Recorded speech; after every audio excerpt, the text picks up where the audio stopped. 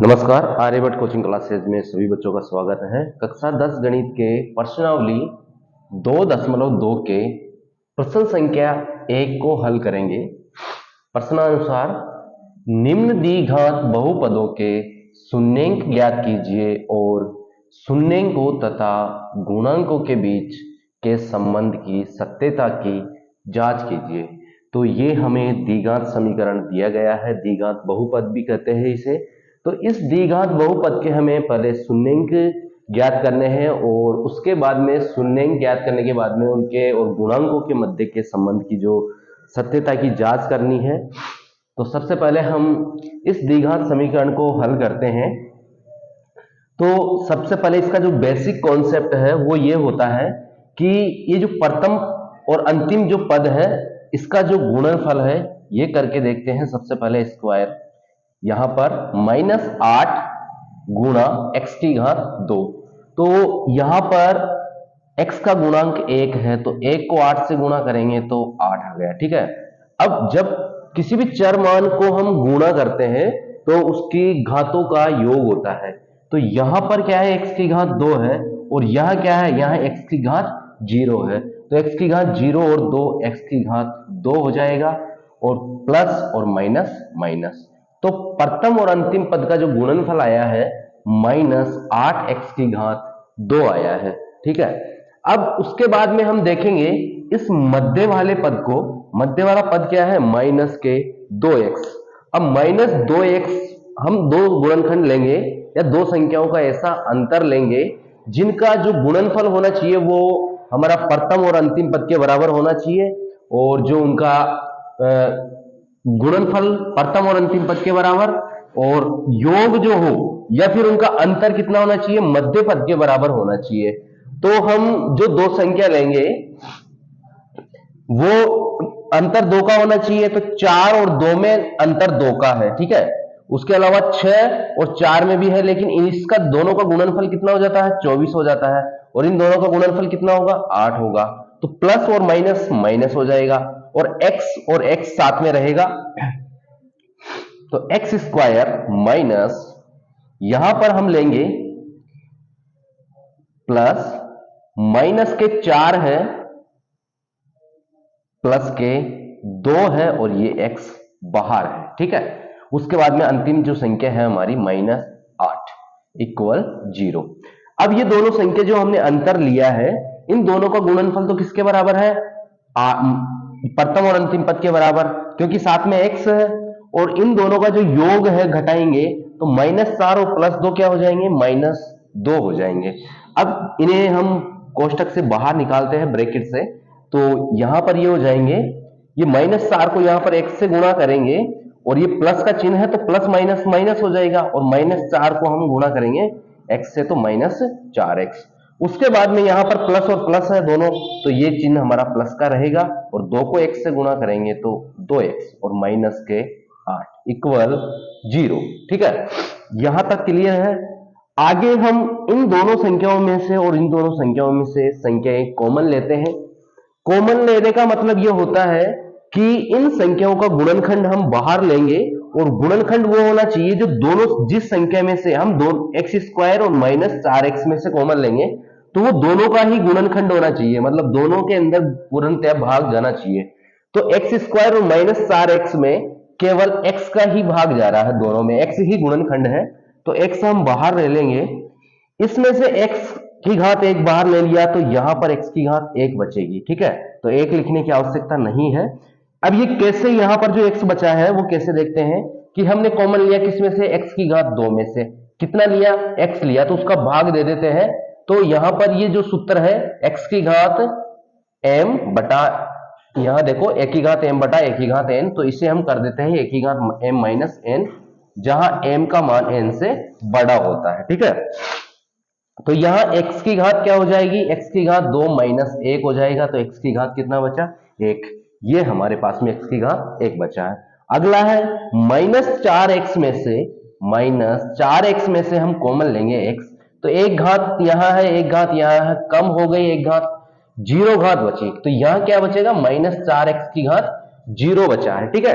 और किसी की भी घात 0 हो किसी की भी घात 0 हो उसका मान होता है 1 होता है, ठीक है। तो यहां पर भी इसका मान कितना हो जाएगा 1, तो ये माइनस के 4 बचे हैं, -4, ठीक है।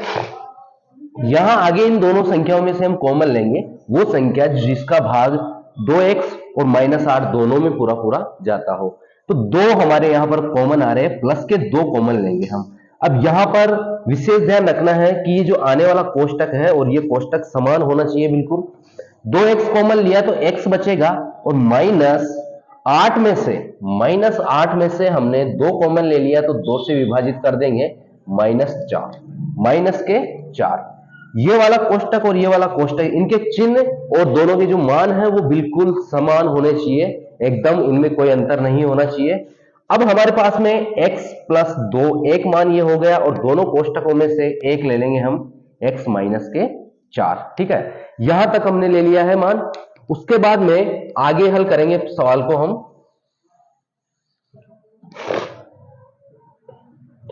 इन्हें 0 के बराबर रखेंगे तो x + 2 = 0 और x - 4 = 0।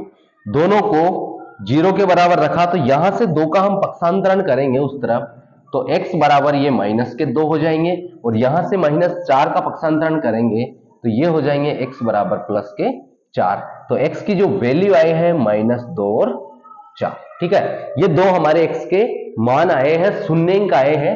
अब हमें क्या करना है, शून्यंकों और गुणांकों के बीच के संबंध की सत्यता की जांच करनी है। तो सबसे पहले हम द्विघात बहुपद का विस्तृत रूप लिखेंगे।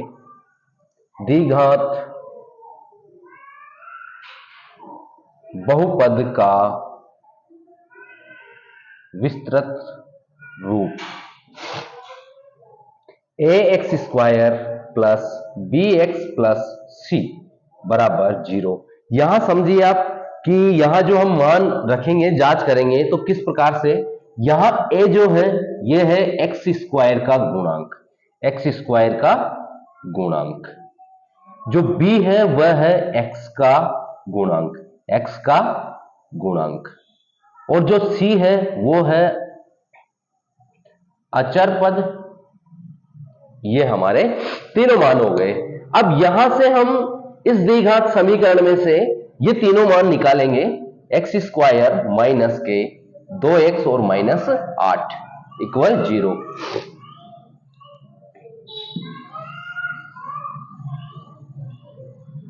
अब हमारे पास में x² का गुणांक क्या है, a है। तो यहां x² का गुणांक क्या है, कुछ भी नहीं है, लेकिन 1 है। यहां पर 1 होता है, किसी का गुणांक अगर लिखा नहीं है तो उसका मतलब है कि उसका गुणांक 1 है। तो x² का गुणांक क्या हो गया, x² का गुणांक ये हो गया हमारे पास में 1। उसके बाद में है x का गुणांक, x का गुणांक हमारे पास में लिखा हुआ है -2 और अचर पद जो है वो है -8। तो ये हमने मान ले लिए। अब शून्यंकों का पहले योग करेंगे। सबसे पहले शून्यंकों का योग, जो शून्यंकों का योग होना चाहिए वो होना चाहिए -b/a के बराबर, ठीक है। और जो हमारे शून्यंक आए हैं वो आए हैं -2 और 4, इन्हें हम अल्फा और बीटा दे देते हैं। तो शून्यंकों का योग करेंगे, अल्फा + बीटा इक्वल किसके होना चाहिए, -b/a के बराबर। यहां अल्फा हमारा पहला मान है -2 प्लस बीटा हमारा दूसरा मान है तो 4। अब यहां पर हम लिखेंगे माइनस, b का मान कितना आया है, b क्या है, ये a है, ये b और ये c। तो b का मान है अपने पास में -2, तो माइनस के 2/1। यहां इन दोनों को हल करेंगे तो इस तरफ क्या आएगा, प्लस के 2 और इस तरफ भी क्या आएगा, माइनस और माइनस प्लस हो जाएगा, 1 का भाग 2 में देंगे तो कितना होगा, 2। तो हमारे शून्यंकों का योग, तो हमारी जो जांच की गई है वो बिल्कुल सही है। अब हम शून्यंकों के योग के बाद में करेंगे शून्यंकों का गुणनफल।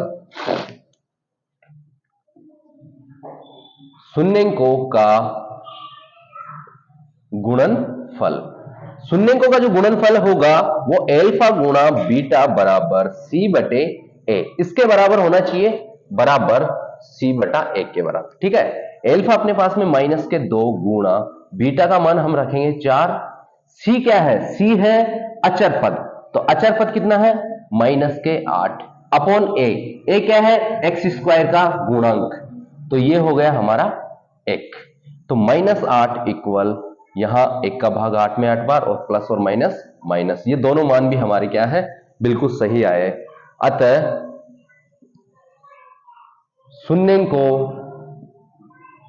तथा गुणांकों के मध्य सत्यता की जांच सही है। ठीक है, तो हमारे शून्यंक भी क्या है, बिल्कुल सही है। तो आज के इस वीडियो में गणित की प्रश्नावली 2.2 के प्रश्न संख्या 1 से हमने प्रश्न संख्या 1 को बताया है, द्विघात या द्विघात बहुपद को कैसे हल करते हैं, उनके शून्यंकों का गुणनफल और शून्यंकों का जो योग करते हैं वो किस प्रकार से करते हैं, उनकी जांच कैसे करते हैं, उनका गुणनखंड कैसे करते हैं। वीडियो पसंद आए तो लाइक कीजिए और चैनल को सब्सक्राइब कीजिए। आर्यभट्ट कोचिंग क्लासेस से जुड़े रहने के लिए धन्यवाद।